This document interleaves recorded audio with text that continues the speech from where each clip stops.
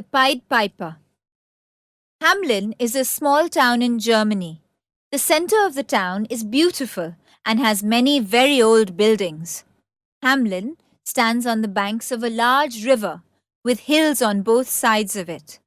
Outside the town, there is a nature park, and the farmers grow excellent crops in their fields.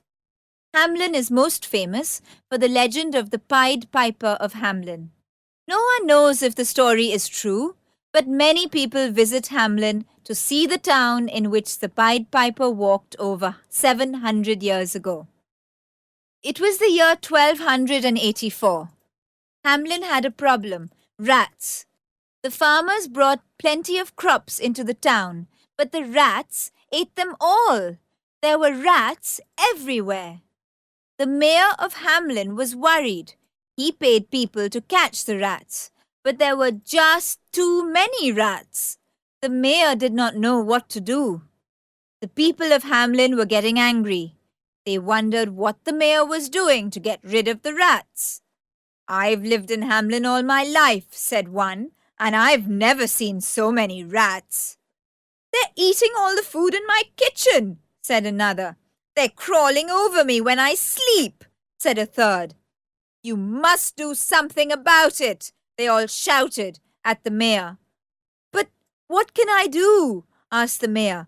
"I'm paying 10 people every day to catch rats, but even my best rat catchers can't make the rats go away." "If you don't get rid of the rats, we'll choose a new mayor," the people said. Just then, a strange person arrived in Hamelin. He was tall and thin, with a long and serious face.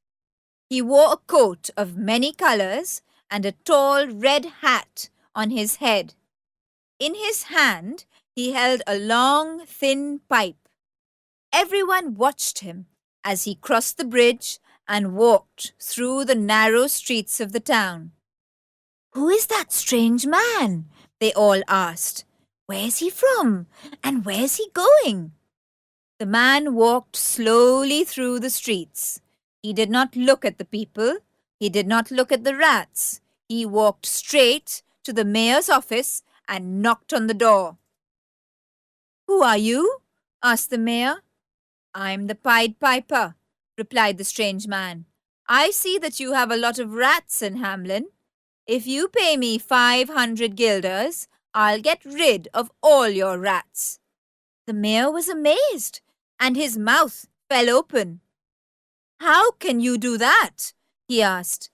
"Wait and see," replied the Pied Piper. "Do you promise to pay me 500 guilders?" "Yes," cried the mayor. "If you free my town of rats, I promise to pay you 500 guilders." The Pied Piper turned and walked out of the mayor's office. Then he lifted his pipe to his lips and blew.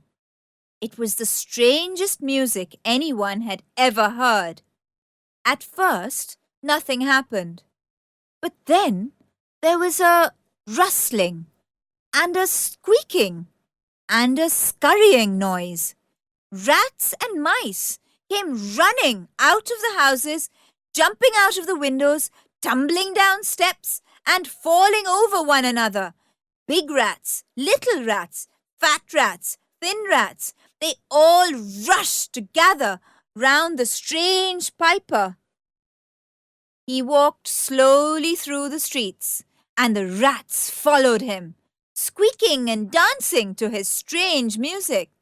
The Pied Piper went out of the town towards the river.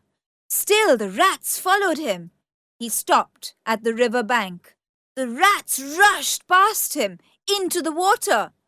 The strong current swept them away, and they all drowned. The people of Hamelin were overjoyed. "The rats have gone," they cried. "At last we are free of the rats." They threw their hats in the air and danced with delight. Then the Pied Piper returned from the river. "Now you must keep your promise," he said to the mayor. "I freed your town of rats. You owe me 500 guilders." "500 guilders?" said the mayor. That's a lot of money. You only blew your pipe for a few minutes. I'll pay you 50 guilders instead. The Pied Piper looked at the mayor angrily from under the rim of his tall red hat. You promised to pay me 500 guilders, he said in a low, quiet voice. You must keep your promise. But the people of Hamelin started to laugh. We don't have to pay him 500 guilders, they shouted. We don't have to pay him 50 guilders either. The rats have all gone. What can he do to harm us? Give him 5 guilders and tell him to go back to the hills. The piper's eyes narrowed. If you break your promise, I'll play a different tune, he warned. 5 guilders, said the mayor, holding 5 gold coins in his hand. Take your money and go. The piper shook his head slowly. He did not take the money. Instead, he lifted his pipe to his lips and blew. This time, he played a different tune. It was the strange music again. At first, nothing happened. But then, there was a noise of running and shouting and laughing. Children came running out of the houses, leaping through the doorways, jumping down the steps, and skipping along the street. Boys and girls from 5-year-olds to 15-year-olds, they all rushed to gather round the strange piper. The Pied Piper walked slowly through the streets of Hamelin, and the children followed him, laughing and dancing to his music. Their parents were horrified. Stop! Come back at once! They cried. But the children did not stop, and they did not come back either. Don't listen to his music! Don't follow the piper! The parents cried. But the children paid no attention.